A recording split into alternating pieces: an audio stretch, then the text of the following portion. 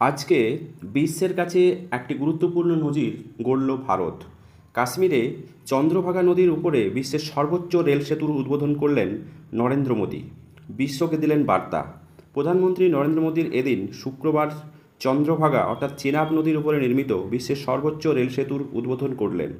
এই ঐতিহাসিক সেতুটি জম্মু কাশ্মীরের উপত্যকাকে দেশের বাকি অংশের সঙ্গে রেলপথে সংযুক্ত করবে। ভারতের ঐতিহাসিক এই দিনে এক ঐতিহাসিক মাইলফলক হিসাবে চিহ্নিত হয়ে থাকল। উদ্বোধনের পর প্রধানমন্ত্রী মোদী এই প্রকল্পটি দেশের প্রযুক্তির দক্ষতা এবং সংকল্পের এক উজ্জ্বল দৃষ্টান্ত বলে উল্লেখ করেছেন। তিনি বলেন, এই সেতু কাশ্মীর উপত্যকায় মানুষের জীবনযাত্রার এক আমূল পরিবর্তন আনবে এবং অর্থনৈতিক সমৃদ্ধি বৃদ্ধিতে সহায়ক হবে।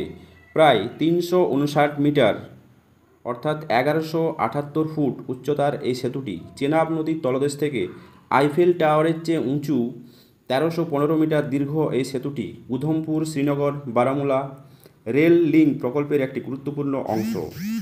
এটি কাশ্মীর উপত্যকার ভারতের রেল নেটওয়ার্কের সঙ্গে যুক্ত করে লক্ষ্য নিয়ে তৈরি হয়েছে। এই সেতু নির্মাণের বহু প্রযুক্তিগত চ্যালেঞ্জের মোকাবিলা করতে হয়েছে, বিশেষ করে দুর্গম পাহাড়ি অঞ্চল এবং উচ্চতার কারণে বেগ পেতে হয়েছিল। তবে অত্যাধুনিক প্রযুক্তি এবং নিরাপত্তার সর্বোচ্চ মান বজায় রেখে এই সেতু তৈরি করা হয়। এটি শুধুমাত্র কাশ্মীর উপত্যকার যোগাযোগ ব্যবস্থার উন্নতি করবে তা নয়, বরং পর্যটন ও বাণিজ্যকেও উৎসাহিত করবে বলে আশা করা হচ্ছে। পহেলগাঁওয়ের পর এই প্রথম কাশ্মীরে গেলেন প্রধানমন্ত্রী মোদী।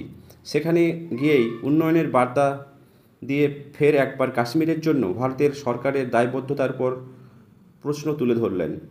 এই সেতু কাশ্মীরকে নিঃসন্দেহে উন্নয়নের পথে এগিয়ে নিয়ে যাবে বলেই মনে করছে বিশেষজ্ঞ মহল। দর্শক, কাশ্মীরের এই নবনির্মিত যে সেতুটি, চেনাব নদীর যে দীর্ঘতম সেতু, বিশ্বের সবচেয়ে দীর্ঘতম রেলওয়ে সেতু এটি। এই সেতুটি কাশ্মীরের জনজীবনে এবং কাশ্মীরের উন্নয়নের ক্ষেত্রে কতটা যুক্ত হবে, অবশ্যই আপনাদের মতামত কমেন্ট বক্সে কমেন্ট করতে ভুলবেন না এবং পাশে থেকে চ্যানেলটি সাবস্ক্রাইব করে পাশে থাকবেন।